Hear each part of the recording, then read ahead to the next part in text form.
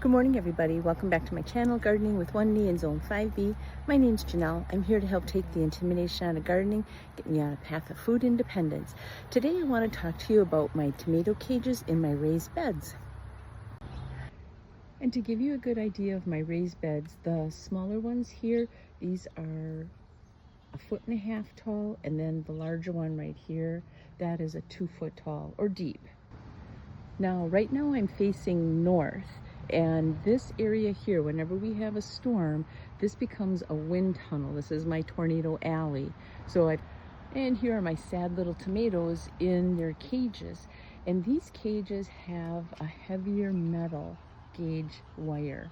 And the reason I do this is because the smaller gauge wire bends very easy. But what happens is whenever we have a storm with high winds that pulls from the south, which is very common in the summer, these tomato cages have a very good likelihood of bending and toppling over. These tomato cages are 54 inches high, and they're more expensive because of the larger gauge wire used. So if I had the smaller gauged wire cages yet, and I say yet because I learned from experience, a high wind would topple them over. And when I say topple over, I mean that these here bend. And once they're bent, the integrity just isn't as good. They're more likely to bend in the next storm and in the next storm and in the next storm.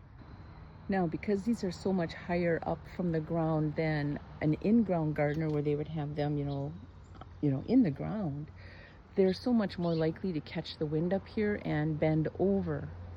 I know this because when I first put in my raised beds, I had a few of the smaller gauge cages that I was just using with peppers. And wouldn't you know, we had a high wind with hail and everything had toppled over. And when I kind of tried to straighten out those cages in fall, I put them in the ground in spring.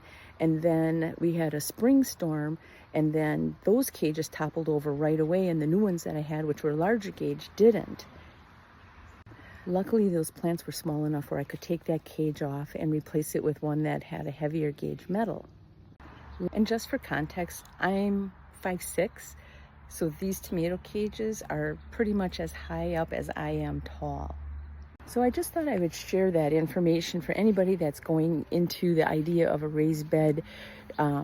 Invest in the stronger tomato cages just so that you don't end up losing any plants, due to a storm. I just thought I would share that live and learn experience with you. So I hope you found this video informative. Please like, follow, share, subscribe, tell all your friends. I'll see you in the next video. Have a great day. Bye.